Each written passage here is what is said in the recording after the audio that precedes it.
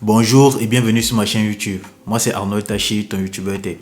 Comme vous avez pu constater sur le titre de la vidéo, iOS 18.5 est disponible et on espère que ça sera la dernière mise à jour avant la conférence WWDC qui se tiendra du 9 au 13 juin pour nous dévoiler l'iOS 19. C'est vrai que cette vidéo sera très courte car l'iOS 18.5 apporte peu de correctifs. Mais avant de passer à l'action, n'hésitez pas à vous abonner, liker et activer la cloche de notification. Ça me ferait vraiment plaisir. Soit disponible, il faut appuyer sur le bouton télécharger et installer. C'est vrai que ça va prendre quelques temps, mais une fois que c'est installé, il faudra aller dans général, après information, puis version de l'iOS. Et on voit bien que l'iOS 18.5 a été installé sans souci avec la révision 22F76. Comme première nouveauté, nous avons deux fonctionnalités sur l'application Mail. L'affichage de tous les messages. Cette vue est désormais plus accessible, facilitant la gestion de l'ensemble de vos mails. Nous avons aussi le masquage des photos de contact. C'est une nouvelle option qui permet de masquer les photos de contact directement depuis l'application sans passer par les réglages. C'est vrai qu'avant c'était un peu chiant de passer par réglages, aller configurer tout et revenir sur l'application Mail. Donc là maintenant ça se fait directement sur l'application Mail. Comme nouveauté, nous avons le fond d'écran qui a changé. Nous avons un nouveau fond d'écran qui a été ajouté parce que lors de chaque mise à jour, Apple nous sort toujours un fond d'écran. En célébration de mois de fierté, un nouveau fond d'écran Pride Harmony est disponible, s'alignant avec le bracelet Apple Watch Pride de cette année. Après, on ne va pas halluciner sur un fond d'écran car personnellement, ce n'est pas une nouveauté qui fait rêver. Pour moi, voici la fonctionnalité qui me plaît, la notification de contrôle parental pour le temps d'écran. L'iOS 18.5 introduit une alerte qui notifie les parents lorsqu'un enfant tente de contourner le code de temps d'écran. Cette mesure renforce la sécurité numérique au sein des familles. Moi, je trouve que cette fonctionnalité est géniale pour permettre à l'enfant de passer moins de temps sur un écran.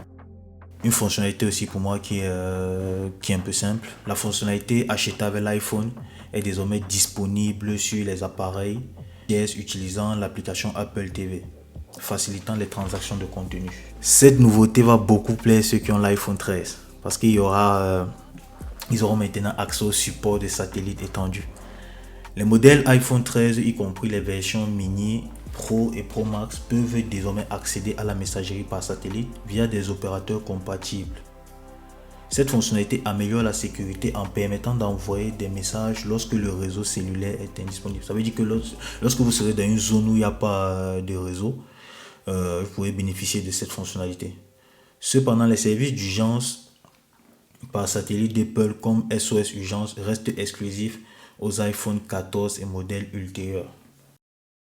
Et enfin, la dernière fonctionnalité qui est l'information de garantie améliorée. Il faut savoir que les détails de votre garantie, y compris la couverture Apple Care Plus, sont désormais plus visibles et détaillés dans les réglages de l'appareil. Il sera possible d'appeler un assistant à partir de cette fenêtre. Dites-moi ce que vous en pensez de cette fonctionnalité en commentaire. On arrive à la fin de cette vidéo, mais ce qu'il faut savoir, c'est que cette mise à jour corrige certains bugs. Comment savoir le bug concernant l'affichage de l'Apple Vision Pro. Et pour ceux qui ont la voiture, elle corrige certains bugs sur le système de sécurité de CarPlay. Mais la question que je me pose, c'est de savoir comment est-ce que va se comporter nos smartphones avec cette mise à jour. Parce qu'il faut savoir qu'en mars 2025, j'avais 99% sur l'état de batterie de santé. Mais depuis que j'ai installé la 18.4 dotée de l'intelligence, de Apple Intelligence, j'ai remarqué en mi-mai que j'avais perdu 3%. Donc là, je suis à 96% d'état de santé de la batterie. Ce qui n'est pas normal. C'est pour ça que j'espère que la batterie ne va pas chuter une fois de plus. Ou peut-être Apple prépare déjà l'iOS de l'iPhone 17. Donc, ce sont les questions que je me pose. De toutes les façons, merci de m'avoir écouté. On se dit à la prochaine vidéo.